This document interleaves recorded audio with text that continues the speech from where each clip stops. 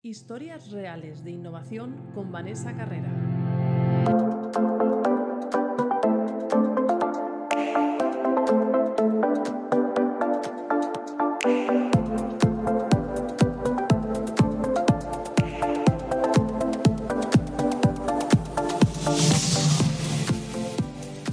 Bienvenidos a un nuevo podcast de innovación y personas, y hoy tengo preparado un podcast un poquito diferente porque, como sabes, los podcasts hasta ahora los he estado haciendo haciendo entrevistas a personas que podían aportar una experiencia, que podían aportar un ejemplo, un caso de una situación en la que estuvieran practicando e implementando la innovación.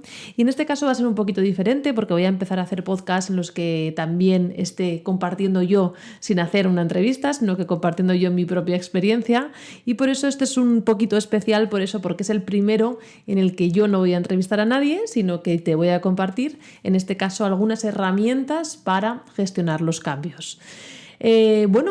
Confío que te resulte interesante, confío que te lleves algo útil, y sobre todo eso, que cuando termines, algo de lo que te esté contando lo puedas llevar a la práctica y lo puedas poner en marcha, que de eso se trata. El podcast de hoy, que como te digo es diferente a los anteriores, te voy a hablar y voy a compartir herramientas de gestión de cambio en la empresa. ¿Y por qué? ¿Por qué un podcast de gestión de cambio en la empresa? Bueno, pues por varias razones.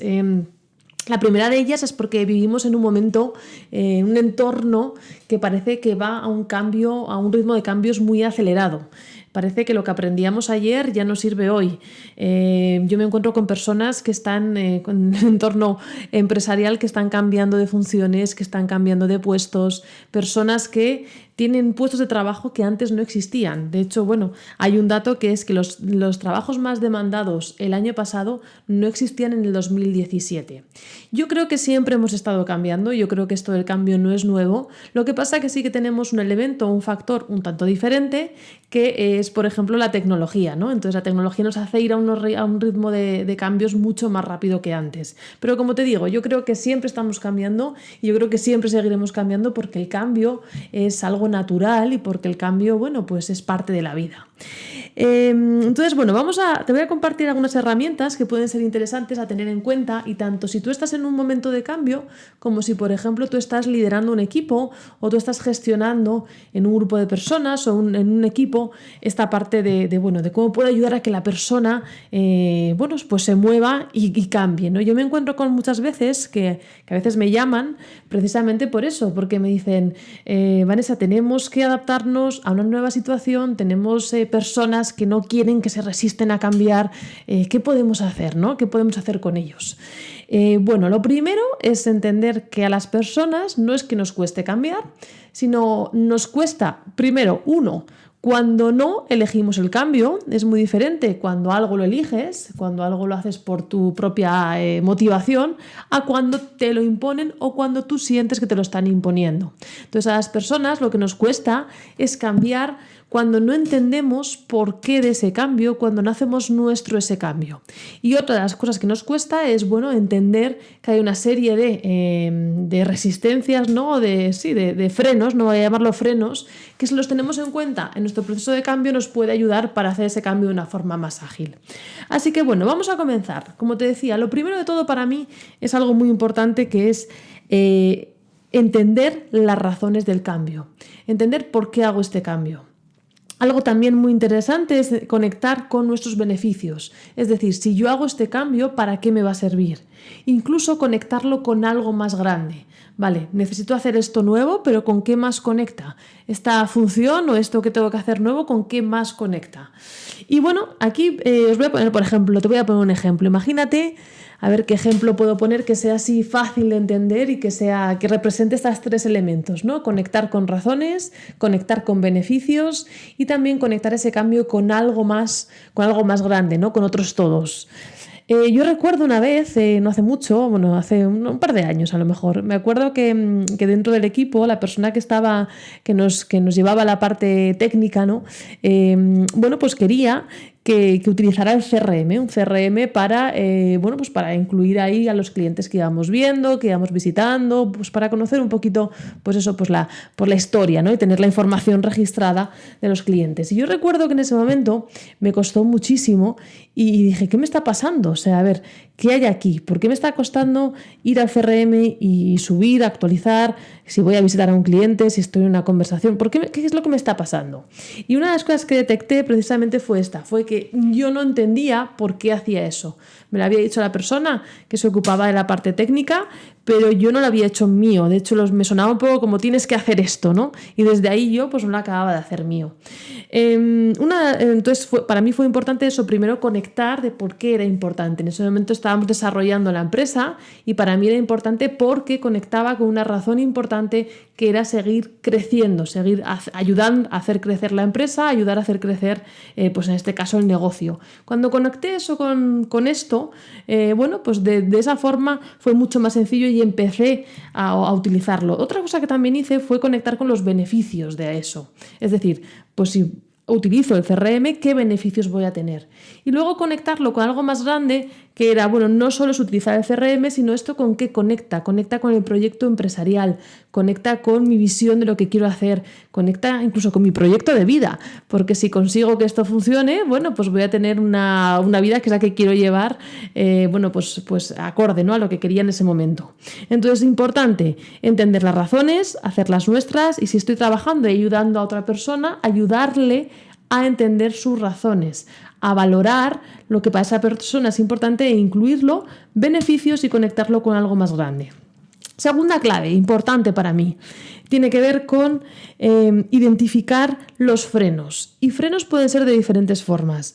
Puede ser un freno puede ser sentir que estoy perdiendo algo. En todo cambio hay una pérdida. Incluso en aquellos que elegimos hay una pérdida.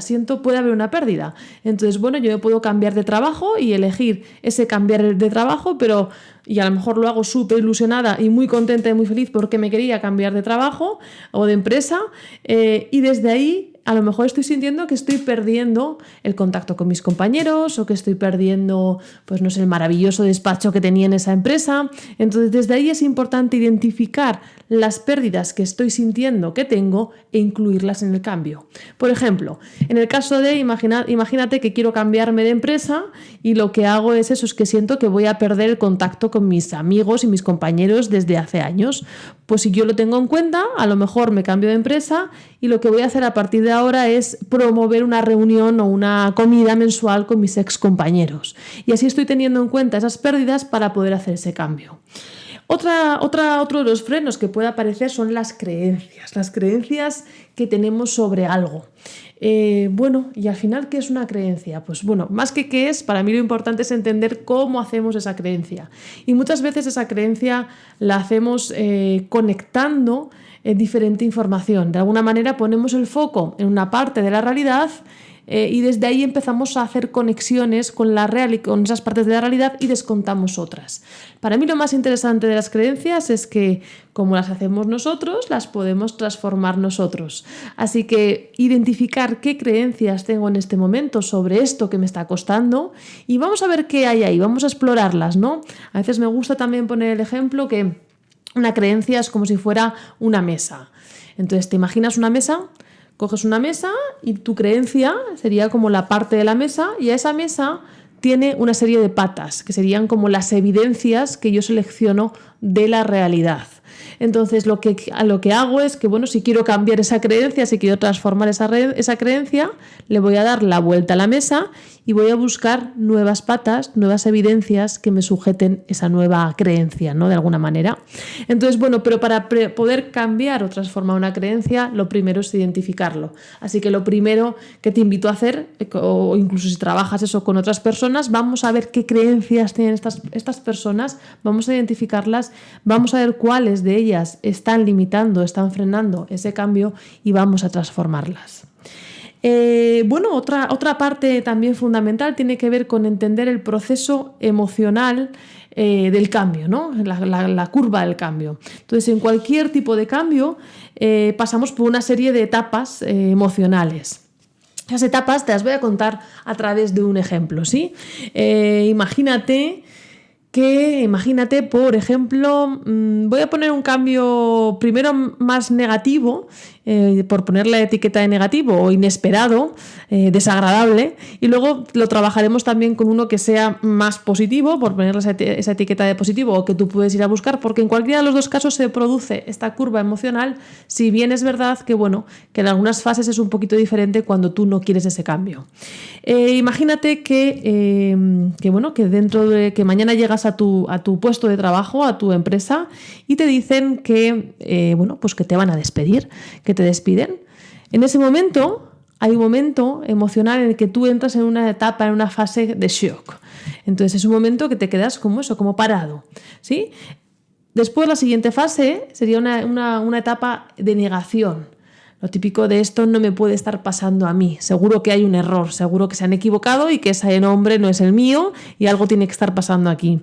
Luego pasamos a una etapa de frustración. Entonces esa rabia, ¿no? Esa frustración que sale. Y luego pasamos a una etapa de aceptación. Entonces, cuando empezamos a aceptar lo que está pasando, cuando empezamos a aceptar que hay una parte que no podemos controlar y aceptar lo que está pasando para poder, y esa sería la siguiente fase, aprender de ello, es cuando empezamos a dar la vuelta a esa curva que iba para abajo, y cuando empezamos a aceptar y aprendemos de ello, podemos ir otra vez para arriba. Entonces, en cualquier caso, en cualquier cambio, pasamos por esta curva emocional.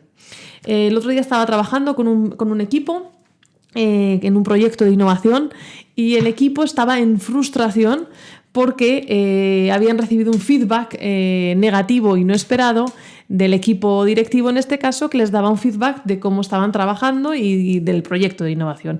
Y estaban en frustración, y desde ahí pues no se movían y estaban totalmente, no seguían avanzando. Y mi trabajo en este caso, fue acompañarles a hacer ese cambio desde la frustración hasta la aceptación. Y desde ahí aprender de lo que estaba pasando, del feedback que les habían dado, de lo que habían hecho hasta ese momento, para poder aplicarlo y volver entonces a seguir a continuar avanzando. Entonces, entender esta curva emocional, además, algo importante, estas fases no son tan estáticas. Tú no pasas directamente y siempre desde el shock a la negación. De hecho, muchas veces vas para adelante y para atrás, ¿no? Puedes llegar a estar en frustración, volverte a ir a negación, volver a ir a shock. Entonces, depende un poco del ejemplo, de la situación, pasas por las fases de una forma mucho más en movimiento, ¿no? Lo interesante, y de esta parte, de este tema de la curva emocional del cambio, para mí lo más interesante es entender que lo importante es empezar a aceptarla, aceptar la realidad para poder cambiarla. Y cuando empiezas a aceptar es cuando puedes seguir avanzando, ¿no? De alguna manera.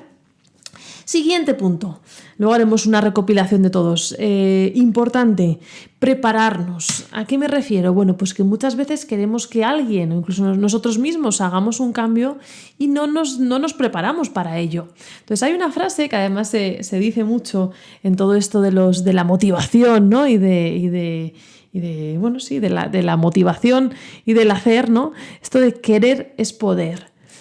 Bueno, pues yo aquí tengo algunas dudas. No siempre. ¿A qué me refiero? No siempre. Y de hecho esta creencia además a veces puede ser bastante limitante y nos puede causar mucho sufrimiento. Yo puedo querer que alguien haga un cambio, pero tengo que ayudar muchas veces a que esa persona tenga los recursos y las competencias para hacer ese cambio, o incluso yo misma.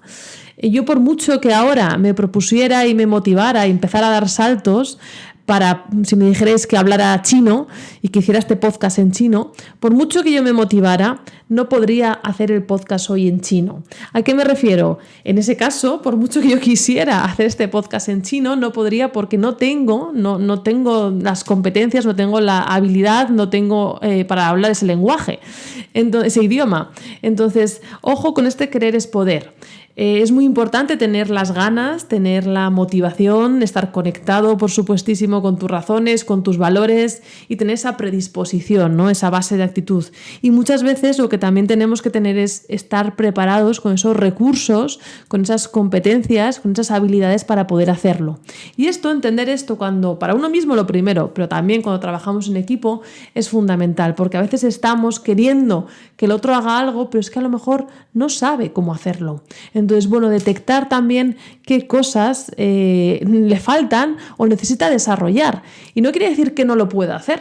De hecho, yo si me pongo a partir de ahora a estudiar y a practicar chino, a lo mejor dentro de unos años puedo hacer este podcast en chino, pero no ahora, necesito un tiempo de preparación. Así que bueno, otra cosa para mí fundamental es transformar, ¿no? O no tener como premisa este querer es poder, porque yo diría, no siempre. Ayuda, pero no siempre. Y por último, y no menos importante, bueno, pues tiene mucho que ver con esto, ¿no? Pero tiene que ver con entender que un cambio muchas veces es un proceso y que dentro de un cambio además hay varios cambios. Entonces, bueno, entender que como proceso a veces necesita su tiempo y a veces queremos que una persona haga este cambio de aquí, de A a B, muy rápidamente, ¿no? Y a lo mejor esa persona necesita un poquito más de tiempo, de proceso. Entonces, cualquier cambio lleva un proceso. Y proceso puede ser para cada uno un tiempo diferente, pero sí tenerlo en cuenta, ¿no? Y a veces queremos acelerar demasiado esos procesos y bueno, desde el acompañamiento lo que podemos hacer es ayudar, ¿no? Pero siempre teniendo en cuenta eso, que a veces es un proceso.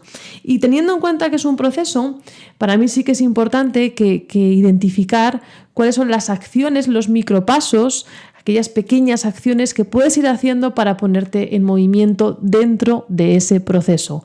Porque muchas veces cuando nos planteamos un cambio, nos lo planteamos tan grande y con una forma de verlo tan grande que a veces no nos ponemos en movimiento porque nos asusta.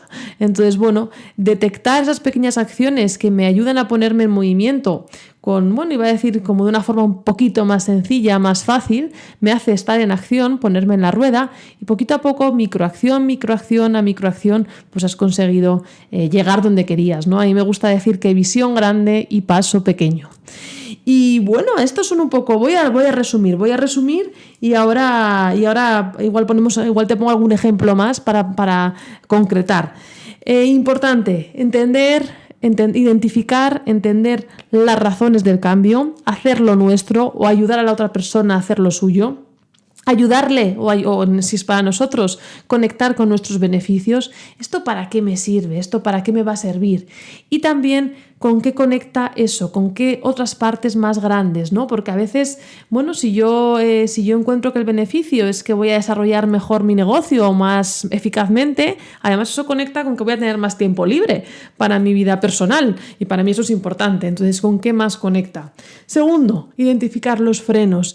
Y frenos pueden ser creencias, pueden ser, hemos hablado poquito, ¿no? Pero pueden ser miedos, pero ver qué hay ahí, a qué es el miedo. A veces nos quedamos como muy abstractos y es como miedo al fracaso, pero ¿miedo a qué? ¿Cuál es el miedo? E incluirlo en el cambio, meterlo dentro del cambio.